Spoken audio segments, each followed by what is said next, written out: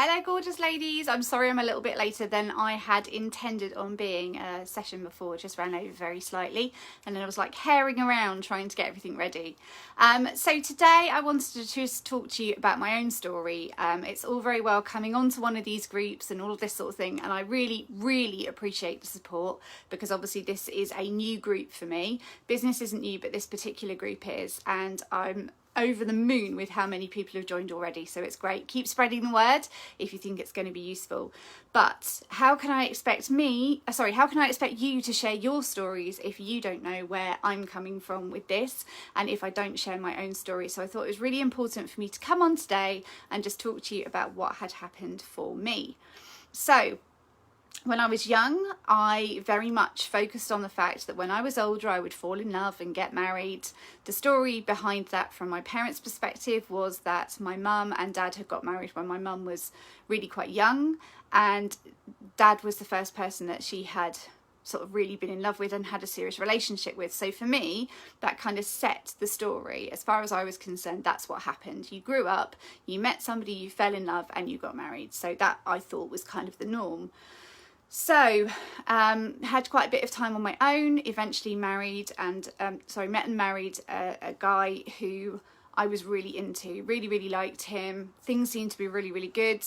We moved in together reasonably quickly. We got married equally, probably quite quickly in the grand scheme of things as well. Everything seemed to be absolutely fine at the time, but of course you look back and you see the red flags and think, actually, there were red flags that told me that perhaps he wasn't the right guy. But self-esteem wasn't particularly high, self-confidence wasn't particularly high. He asked, I was excited by the fact that somebody had asked me, I said yes, and at the time genuinely thought that, you know, this was it, this was the real thing kind of thing. Everything seemed to be fine. Again, like I say, a few little red flags as we went along, but I just bypassed all of those, ignored them, brushed them aside, told myself I was being silly. We then had our son, and that's really when the problems properly started. So having our son sort of really pushed us apart for many reasons. He started then to drink a bit more, and during the times that he hadn't been drinking, he was still pretty lovely. Obviously we had our moments, we had our clashes every so often, but it was all okay. But if he had been drinking, that's when the other side of him came out. And in seeing the other side of him, it was really frightening. It was a really horrible experience because his facial features would completely change, and that was really difficult to see. It was really difficult for me to realise that when that face was there, that actually I would be kind of the focus of any sort of anger and wrath and everything that he had. So that became really difficult. A few incidents of that happened, and still I stayed. Didn't feel strong enough to leave, and then at one point realised that until I was going to be strong enough not just to leave but to stay gone, that really I had to stick this out. One of my most common things that I did during that time was wait until he was asleep at night, go off to the bathroom, go and sit in the bathroom, sit up against with my back up against the bath, grab the thickest towel that I could find and literally just sob into it, like literal screaming, snotty Sonia from EastEnders kind of sobbing. It was awful, just saying to the universe, just send me a sign, just tell me what I should do. I don't know what to do. I didn't know whether I should stay. I didn't know whether I should leave. I didn't know whether I was being ridiculous and just needed some help. It was a really difficult, really confusing time, and it never occurred to me, I don't know why, to go and speak to somebody about it. Actually, do you know what? I do know why. I was ashamed. I was ashamed that I had got myself into this situation. It was really hard.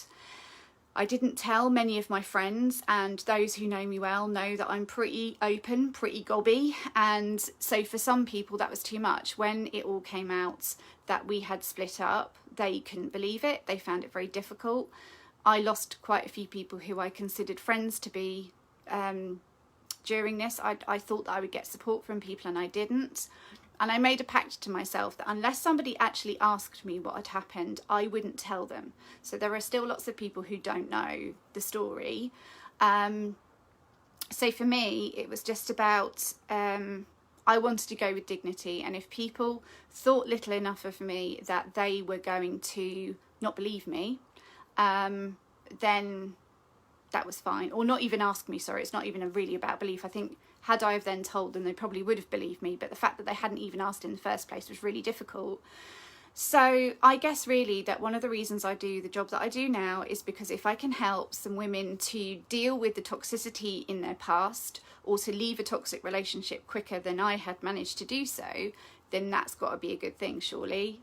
That's why I've created this group, is because that toxicity in your life can actually pull forward into your future. So for me, one of the biggest things that happened after the breakup of the relationship was that actually when I got together with my now husband, once I got to a stage where I felt secure in the relationship, once I found that I was feeling a bit more comfortable, I then really struggled. I really struggled with the fact that I'd got this good thing, and did I deserve it? So massive self-esteem issues about, you know, was this the right relationship for me to have? Did I deserve to feel happiness and everything over what had happened?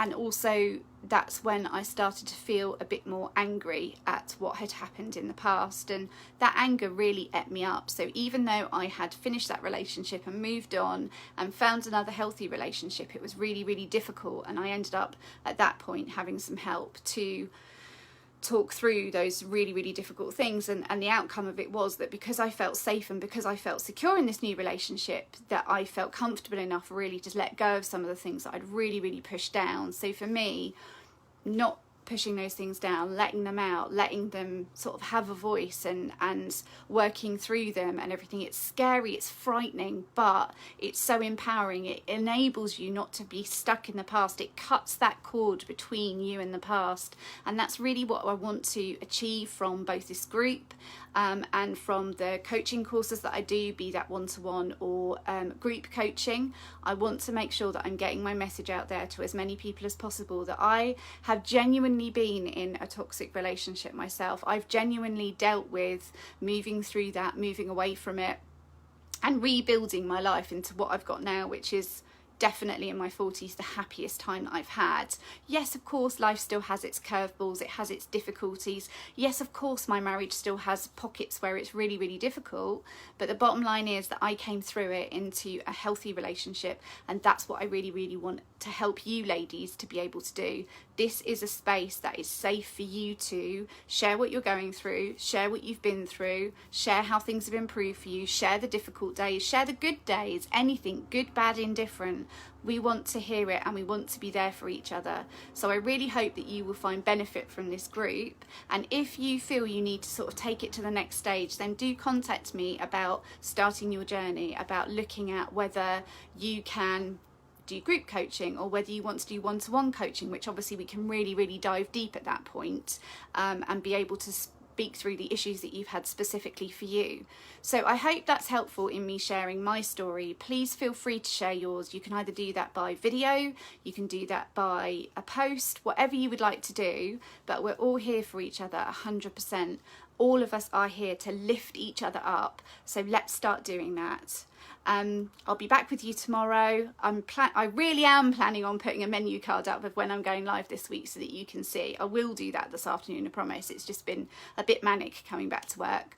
But yeah, do start to share your story and support each other. That's what the group is there for, not just for me to be able to talk to you and take you through things, but also for you to be able to talk amongst yourselves as well. So if you're feeling brave, give it a go, because I think if one person that isn't me tells their story, then maybe other people will do it as well, and that's important. So thank you ever so much if you've watched live. Lots of love to you all, and if you're watching the replay, just ping me a comment down below just to say #replay, that's what you're looking at as well. Gives me an idea who's watching it afterwards, because otherwise I don't really know. But yeah, hope my story has helped you to feel that I'm part of you as well. I'm not just here as the expert to kind of help you through it, but I have genuinely been where you are. So let me know what you think, let me know your thoughts, and I'd love to hear from you. Lots of love. Speak to you tomorrow.